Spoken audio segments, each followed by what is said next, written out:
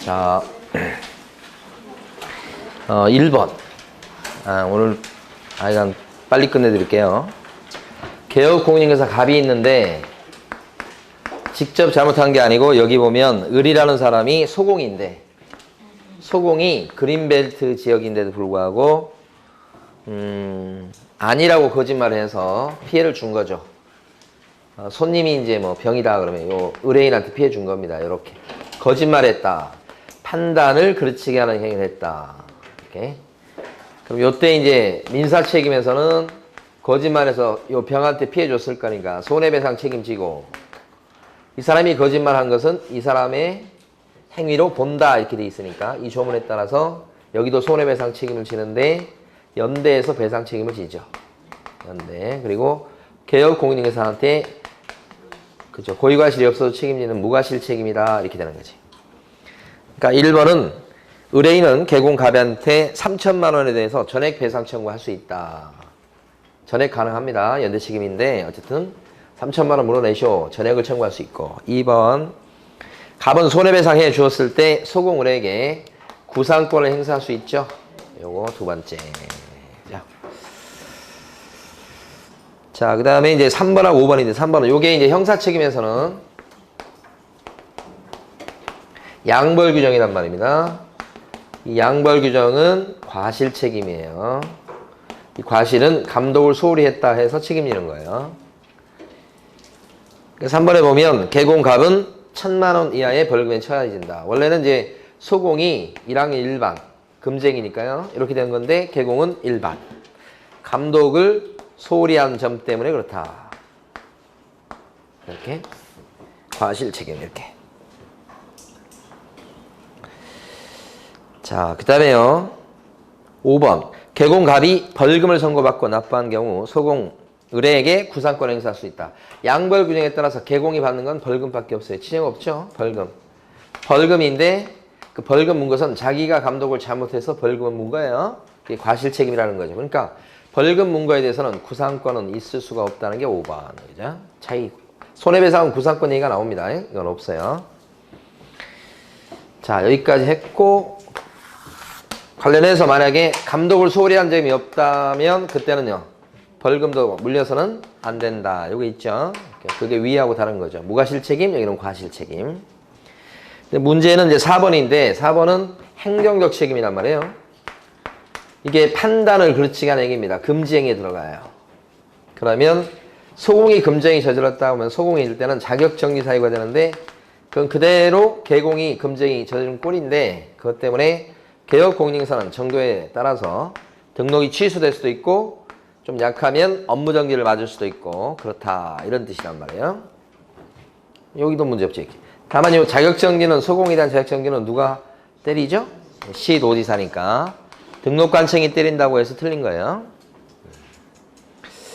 그래서 4번은 그거 이제 틀렸어요. 자, 2번 문제 협회 공개사업에 관한 설명 중 옳은 거. 2번에 1번은 주된 사무소는 서울에 두어야 된다 이런 거 없고요. 1번. 2번은 민법 중 조합에 관한 규정을 적용하는 게 아니고 2번에서는 협회에 관해서 중개사 법령에 규정된 것 외에는 민법 중 뭐에 관한 규정을 적용합니까? 사단법인 이렇게요. 3번 협회는 책임 준비금을 다른 용도로 사용코자 했을 때는 누구의 승인이 필요합니까? 국장의 승인. 3번이 맞는 거예요. 4번 협회는 시도에다가 지부 그 다음에 시군구에다가 지회를 둘 수 있다 그렇죠? 근데 이런 지부는 시도지사가 감독하는 게 아니고 누가 감독하죠? 국장이 감독하죠. 지부, 지회 전부 다 누가 감독해요? 국장이 이렇게. 5번은 어디가 틀렸습니까? 대답을 빨리빨리 해야 오늘 여러분들 마음도 급한데 그치?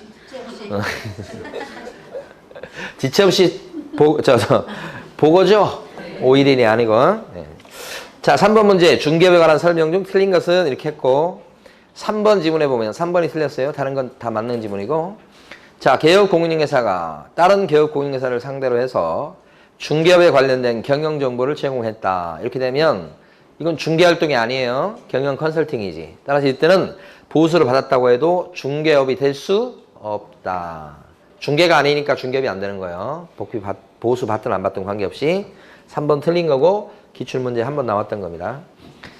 그러니까 여러분들 보면 14조에 나와 있는 법인 업무 중에서 제일 위에 나와 있는 중개업, 요것만 중개활동입니다. 이것만.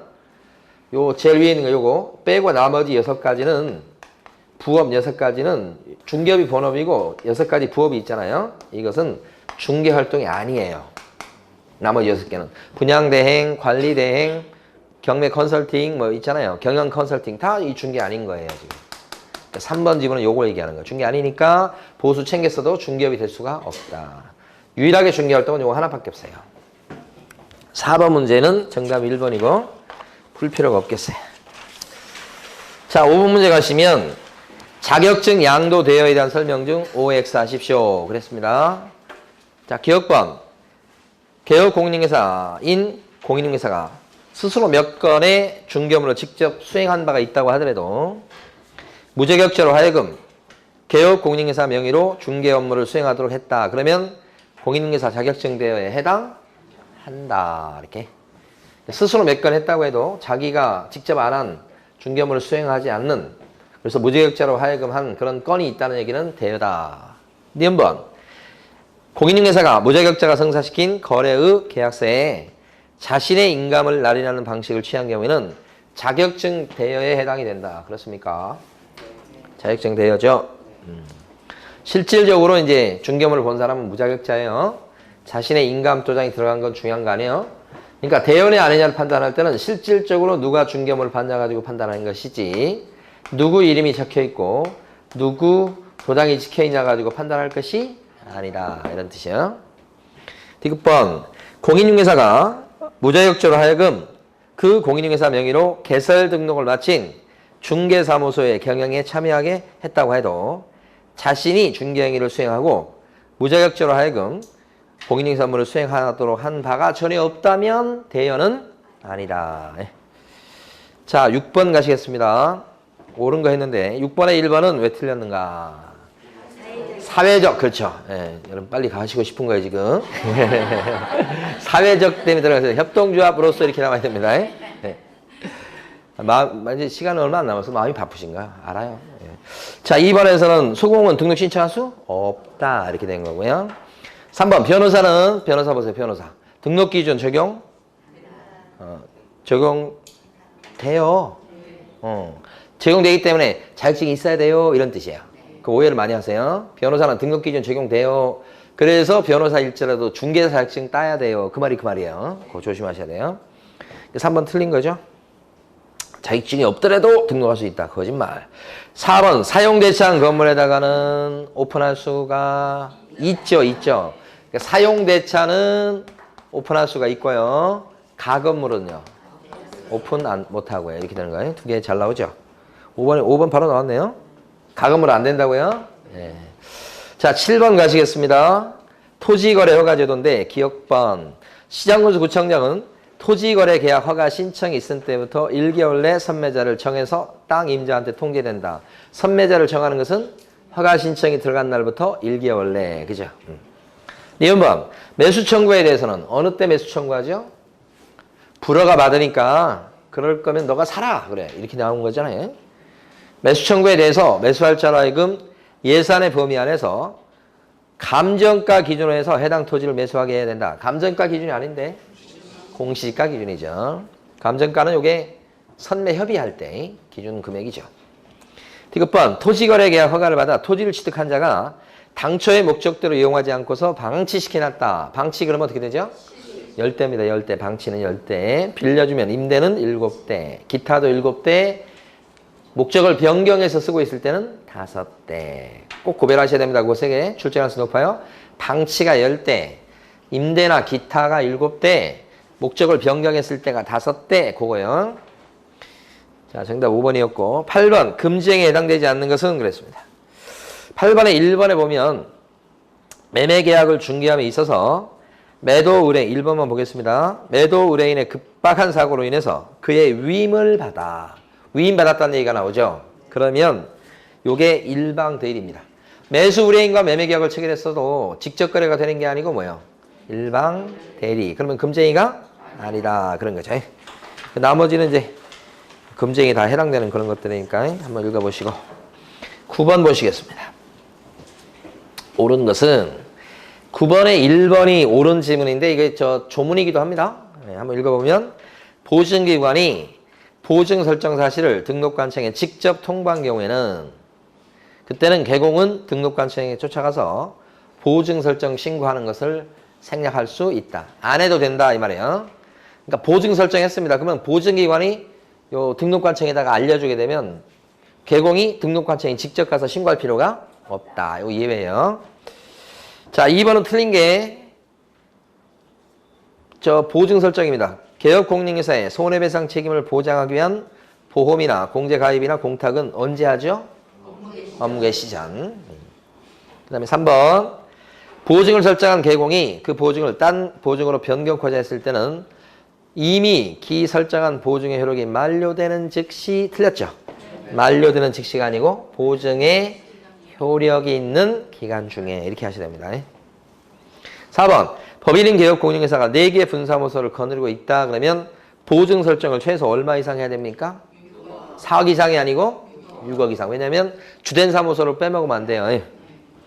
됐고 5번 딴 법의 규정에 따라서 중개업을 할 수 있는 법인은 특수법인이죠. 보증 설정 안 해도 됩니까? 해야 되는데 액수가 이제 다를 수는 있죠. 대표적으로 지역농협은 1,000만 원 이상 이렇게 되니까. 자 10번 가시겠습니다. 틀린 거 고르라고 그랬고요. 자 10번에서 1번, 2번, 3번 다 보고요. 4번이 틀렸죠. 매도인, 임대인 등은 예치금을 갖다가 사전에 수령하기 위해서는 사전 수령 제도죠. 그러면 뭐가 필요합니까? 보증서죠. 보증서가 있어야 미리 돈을 빼갈 수 있죠. 근데 그 보증서는 누가 발행하는 보증서입니까? 이게 중요한데 시험에서는 많이 언급이 안 된 게 사전 수령 제도입니다.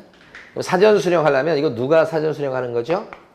매도인 또는 임대인 이런 사람이 돈을 미리 빼가는 거죠.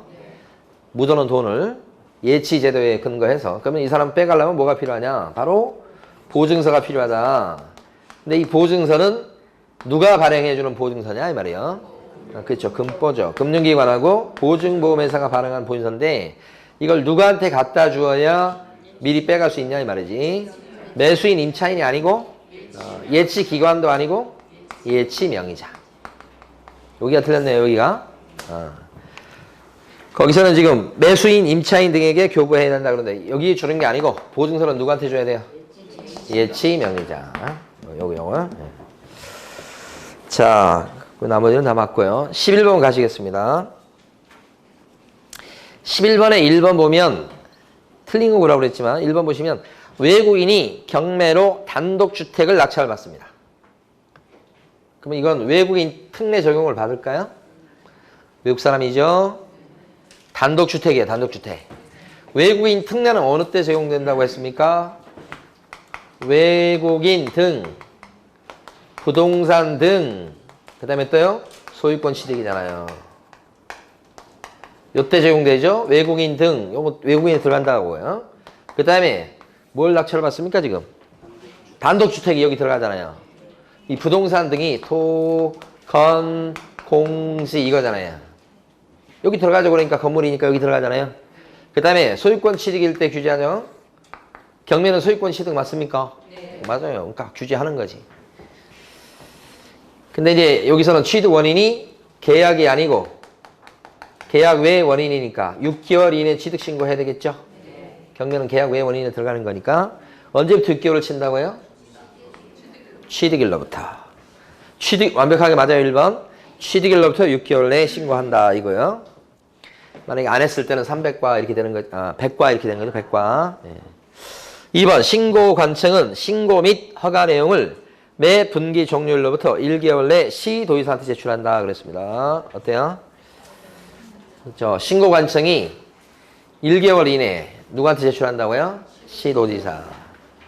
그러니까 분기별로 제출하니까 3달에 한 번입니다. 따지고 보면. 1개월 이내란 말을 기억해 두시고. 이걸 매월 1회 제출한다고 하면 틀려요. 매월 1회가 아닙니다.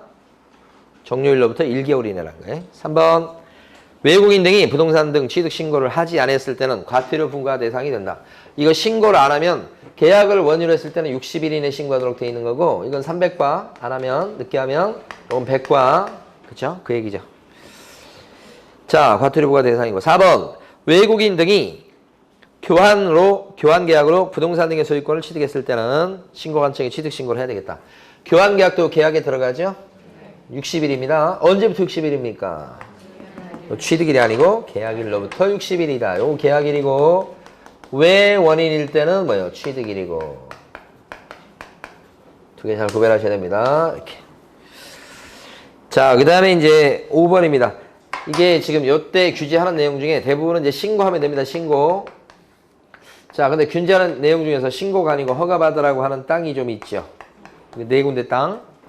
그래서 특별한 야생 군사 문화는 허가받으시라. 이렇게 돼 있으니까 여기 보면 요 네 군데 땅에 들어갑니다. 야생생물 특별보호 이거 제일 위에 거네요.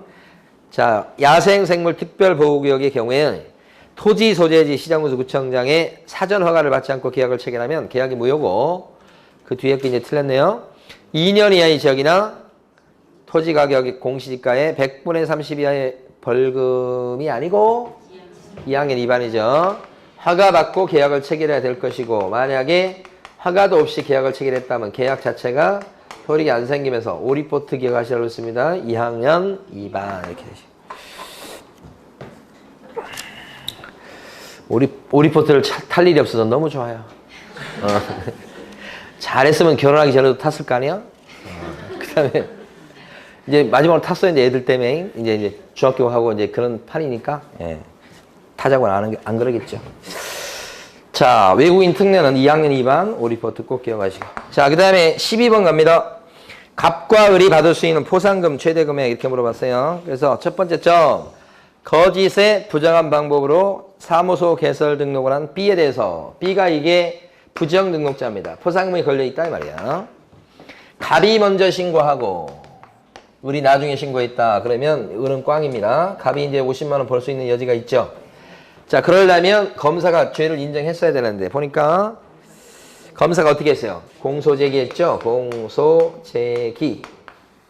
기소죠, 기소. 그러면 50만 원 법니다, 여기서.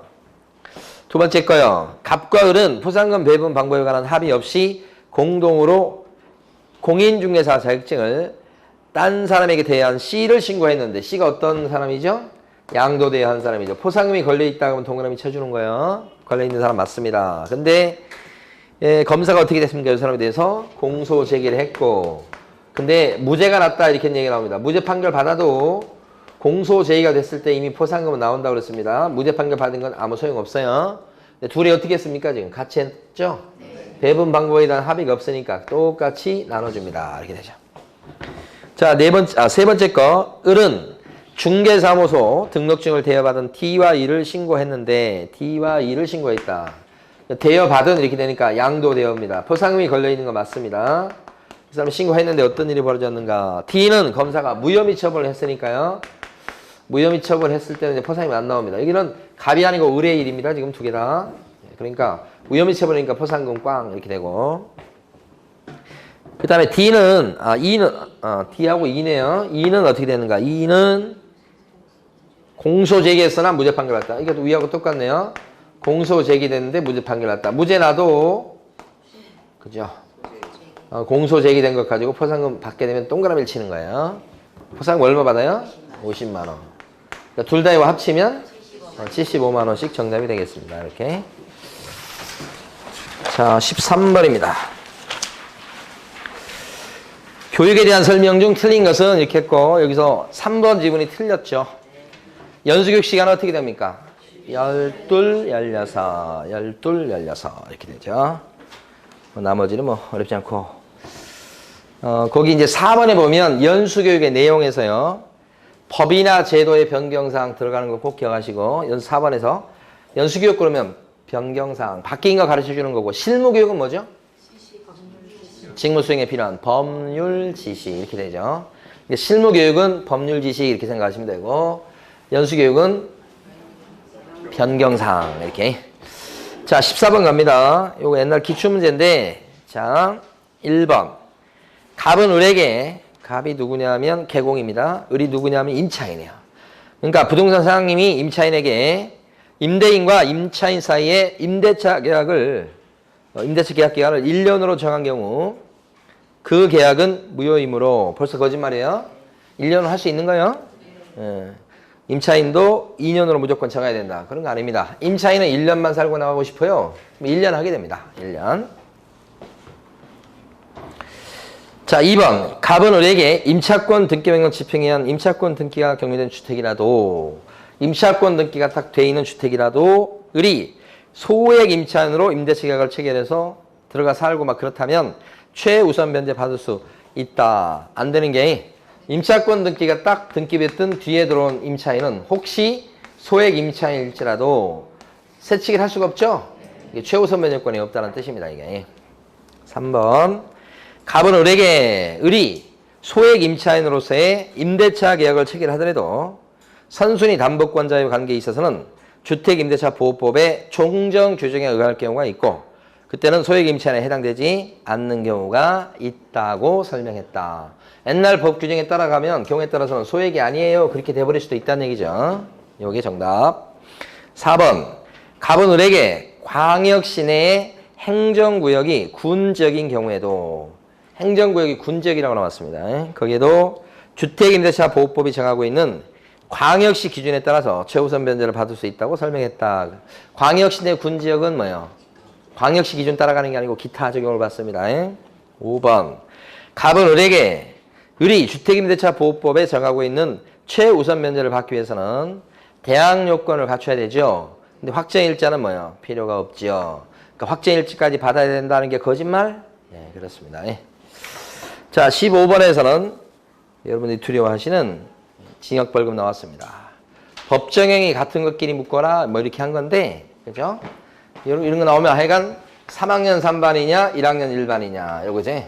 여기 5명입니다. 3학년 3반은 무부, 증, 직상, 투 이렇게 5명. 1학년 1반인 아닌 비, 양과 임시, 이사, 2등, 이소라는 사람은 수협에서 파는 사이다차를 좋아합니다. 사이다차까지 이렇게. 자, 첫 번째 거. 이중으로 중개사무소 개설 등록을 한 개공. 어떤 거죠? 그렇죠. 1학년 1반이죠. 근데 뭐야? 2등. 이중 등록이죠? 아라비아 숫자로 나와요. 이중 등록 이렇게. 니은번 의뢰인과 직접 거래했다. 이렇게 나오면 직접 거래 여기 들어가니까 3학년 3반. 디귿번. 디귿번은 어떤 글자 딴 거예요? 임시. 1학년 1반짜리죠? 자, 리을번은 그죠? 이소. 2개 이상의 중개사무소에 소속됐다. 2개 이상의 중개사무소에 소속됐다. 이렇게 되는 거죠? 자, 그 다음에 또 가볼까요? 미음번. 등록하지 않고 중개업을 한 사람. 이 사람은 이거네. 무등록 중개업자. 3회 3반이죠? 2개 구별하는 문제가 매년 한 문제씩 나온다고 보셔야 돼요. 근데 요새는 이제 이거 너무 문제가 간단하니까 어떻게 많이 변형되냐면 연결 문제로 많이 나와요. 그러면서 과태료를 여기다 같이 끼워서 물어봐.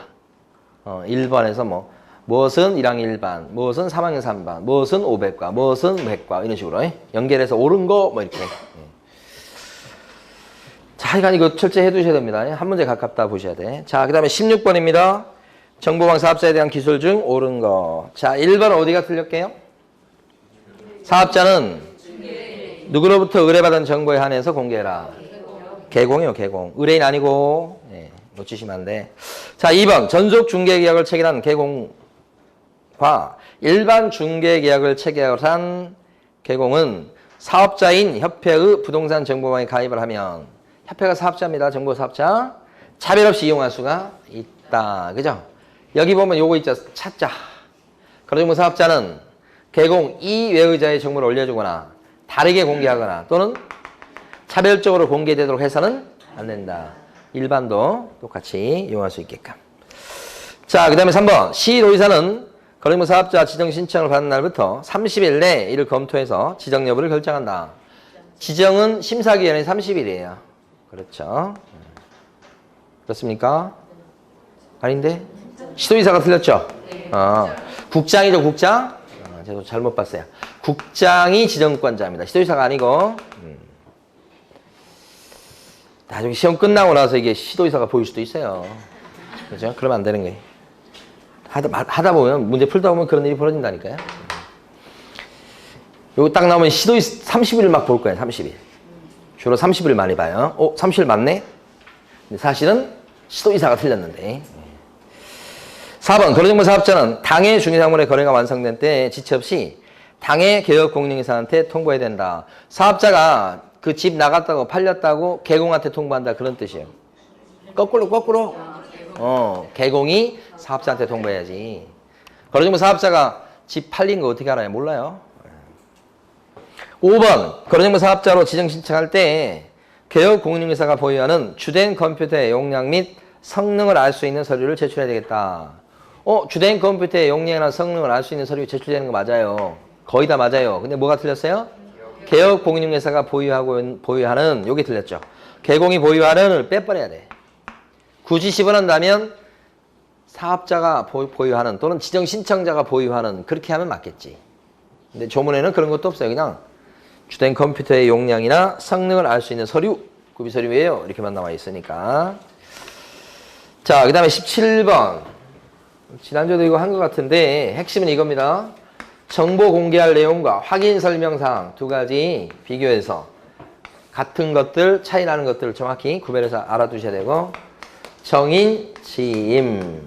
자, 정보 공개할 내용에서는 인적사항은 공개하면 안 된다. 이거에 공시가를 공개해야 되지만 만약에 임대차를 소개하는 경우라면 공개하지 않을 수 있다. 이렇게 되죠. 그러면서 이제 공통되는 게 소백씨란 사람이 연근을 입에 물고 환장하는 것을 보고 권공이 예찬하더라. 그죠? 지난주에 이거 그랬었죠? 그래서 제가 지난주에 그것도 했구만. 그게 기억나네, 갑자기. 브로콜리. 그래서 큰아들이 브로콜리 잘 먹어서 저는 그거 싫어하는데 유전자 검사를 해보려고 했는데 생긴 게 너무 똑같아서 포기했다고. 그것까지 했었구만, 이게. 이거 하면서. 자, 확, 수, 취, 조. 이렇게. 확인 설명사항 쪽에 나오는 거. 중개보수 및 실배 금액과 산출 내역. 그 다음에 취득 관련 조세. 확인 설명 의무 쪽보다는 이쪽이 많이 나오는데, 이쪽 나왔다 그러면 이것 갖고 장난쳐요. 보유에 관련된 조세는 설명할 조세가? 그죠? 이전에 관련된 양도소득세도 설명할 조세가? 아니다. 이런 얘기 하죠. 그러니까 여기 가지고 주로 하고, 나머지는 여기 똑같잖아요, 이게. 응? 한 문제짜리입니다. 예. 그러니까 여기 지금 정보 공개할 내용에 해당되는 걸 고르쇼. 기억번, 벽면 도배 상태, 요거. 들어갑니다, 기억번은. 니은번은 가만히 보니까 주소, 성명 같은 게 인적사항인데, 이건 뭐예요? 공개해서는 안 된다. 니은번 들어간다고 하시면 안 돼. 디귿번, 도로 및 대중교통수단과의 연계성. 요건 연자입니다, 연. 예, 들어갑니다, 공개할 내용. 자, 리을번은 들어갑니까? 조세잖아, 조세. 그럼 이건 정보 공개할 내용이 아니다. 확인 설명 사항이고, 그죠? 둘 중에서 정보 공개할 내용이 아닌 것은 이 문제처럼, 또 공개할 내용인 것은 이렇게 박스 문제로 물어볼 가능성이 대단히 높아요. 그럼 정보 공개할 내용이 아닌 것, 이렇게 하면 뭐요? 이거죠, 요거, 인적사항, 주소, 성명, 또요, 복비, 또요, 세금, 요것들이 정보 공개할 내용에 들어가지 않는다. 이렇게. 중요한 거죠. 자, 18번입니다. 예, 쭉 보니까 권리금 회수하는 것을 방해하는 행위를 하면 안 된다. 그쵸? 방해하는 행위를 하게 되면 배상 청구를 당한다. 이런 뜻이죠. 그럼 방해하는 행위를, 방해해서는 안 돼. 이 말은 방해하는 행위를 하면 안 돼. 이런 뜻이죠. 그죠? 그럼 이 말은, 자, 신규 임차인과 임대차 계약을 체결해 줄 의무가 있다. 이 말이야. 체결 의무가 있습니다. 방해하면 안 돼요. 이 말이에요. 체결 안 해주면 안 돼요. 이런 거죠. 요게 원칙. 체결 의무가 있다는 거. 같은 말. 근데 예외적으로는 임대차 계약을 체결을 거절할 수 있는 사유가 있죠. 거절할 수 있는 사유가 또 예외적으로 있을 수 있다. 그럼 여기서 이제 방해 놓는 게 어떤 게 들어가는 거야? 방해 놓는 행위. 예. 나도 줘. 주지 마. 아니죠. 요거 세 가지 대표적인 거라고 그랬잖아요. 응? 이게 요구, 수수 이렇게 해서 받아먹는 거. 지급하지 못하게 한다고. 옛날에 임차인한테 새 임차인이 올려달라고 하는 거죠. 요것은 대표적인 말이 현저히 고해. 이 말을 온다고 그랬죠? 고해. 이렇게. 이런 것들이 이제 방해 놓는 거, 이렇게.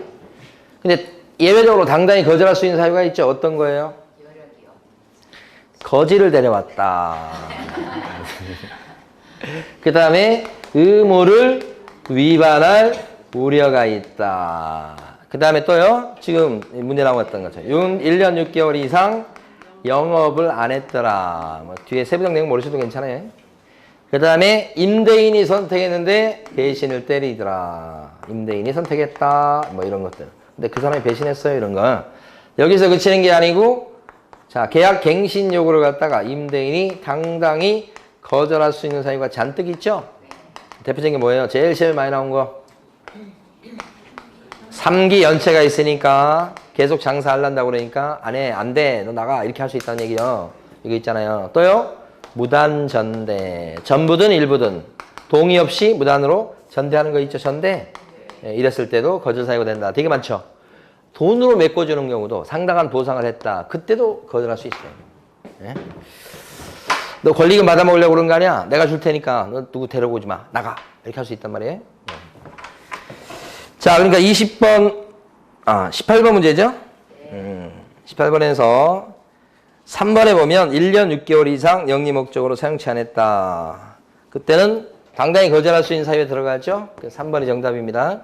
그러니까 요쪽이냐, 요쪽이냐를 구별할 줄 아셔야 돼.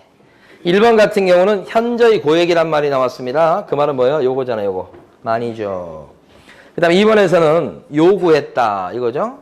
그 다음에 4번에서는, 그죠? 4번에서는 또 수수라고 나오죠? 임대인 자기한테도 달라는 얘기입니다, 권리금을. 5번은 뭐라고 되어 있습니까? 지급하지 못하게 했다. 주지 말라고 된 거죠? 자, 그 다음에 19번입니다. 옳은 것을 몽땅 고르시오. 기억번. 자, 20번까지 하고 실 겁니다.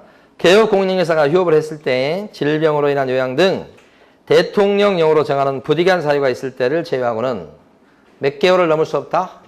6개월을 넘을 수 없다. 2번 나온 거예요, 2번. 니은번, 휴업 신고를 받은 관청은 다음 달 10일까지 협회에다가 통보해야 되겠다. 협회 통보상 6가지 있었죠? 이분 등은 고행으로 휘었습니다. 요거. 자, 디귿번, 관청에 휴업 신고할 때는 개업공인회사는 지체 없이 사무소 간판을 철거해야 되겠다. 휴업 신고는 철거 의무가 안 생기는데, 그죠? 처리, 패치. 폐업 신고일 때 철거 의무가 생기는 거예요. 지체 없이 철거. 그러니까 정답은 옳은 거니까 2번이죠. 자, 20번. 매수신청 대리와 관련된 설명으로 옳은 것은 그렇습니다. 예? 자, 1번. 대리권을 증명하는 문서는 매 사건마다 제출해야 되겠다. 이게 원칙. 예. 다만 같은 날 같은 장소에서 대리 행위를 동시에 할 때는 하나의 서면으로 뭐요? 대신할 수 있다. 한번 보여준 걸 대신할 수 있다 이 말이죠. 예. 2번. 2번에 어디에 틀렸냐면 매수신청 대리인이 등록 취소 처분을 받았다 이렇게 나옵니다. 그러면 어떻게 돼요? 표시를 떼야 된다. 간판에 있는 표시든 창문에 붙여져 있는 표시든 표시 제거. 근데 상대적으로 업무 정지를 당하면 어떻게 됩니까? 매수신청 대리인이 영업 업무 정지 당하면 출입문에다가 업무 정지 당했다고 표시해야 되죠. 근데 그 영업 정지 기간은 짧으면 얼마? 1개월. 길면 2년 이렇게 되는 거지. 자, 3번. 매수신청 대리 행위에 대한 보수 지급 시기에 대한 약정이 없을 때는 언제가 되는 겁니까? 대금 지급 기한일로 한다. 매각 결정기일 아니고 대금 지급 기한일로 한다. 4번 요건 틀린 거 아시겠죠? 방금 전에 한 거고. 5번. 개공은 중개사무소 개설 등록 취소 처분을 받았을 때는 매수신청 대리의 업무 정지를 명해야 된다. 어때요? 취소입니다. 취소. 자, 요거 정리하고 쉴게요. 최근 시험에 그러니까 다 합치게 되면 3번 나온 겁니다. 요 내용이. 이제 보면 공인중개사 자격증을 갖고 있거나 법인 요 두 사람만 개공이 될 수 있어요. 오픈해서. 그 다음에 개공만 매수신청 대리인이 되는 거예요. 신청 대리는 법원에 등록하는 거. 이건 등록관청에 등록하는 거. 여기서 만약에 법을 위반해서 등록 취소당하면 여기도 등록 취소입니다. 여기가 자격 취소를 당했다. 법을 위반해서. 그러면 여기는 등록 취소. 그러니까 여기가 없어지면 여기도 없어지는 그런 꼴. 자발적으로 폐업을 했다. 그러면 그것도 어쨌든 하여간 없어지는 거니까 여기도 뭐야? 등록 취소. 이 세 가지 경우는 등록 취소인데 원래 등록 취소가 있게 되면 그때부터 3년 동안은 법을 위반하는 상황이 되기 때문에 매신청 대리인으로 재등록을 안 받아줘요. 결격자가 됩니다. 3년 동안은 여기는 등록 취소는. 그렇지만 이 경우는 자발적으로 폐업을 했기 때문에 그때는 등록 취소만 되고 3년의 결격 사유 기간은 따로 붙이지 않는다. 이게 두 번 나온 거예요. 개업 공인중개사가 만약에 업무 정지를 당했다. 그러면 여기는 당연히 업무 정지. 스톱이면 여기도 스톱. 자발적으로 휴업입니다. 그러면 여기도 뭐야? 해서는 안 됩니다. 이를. 그래서 이때도 업무 정지. 예. 그래서 취소는 취소. 취소는 취소. 이렇게 돼요. 근데 폐업도 취소. 안 붙어서 특징이 있죠. 업무 정지는 정지. 휴업도 뭐예요? 정지. 5가지를 그대로 알고 계셔야 됩니다. 자, 쉬겠습니다.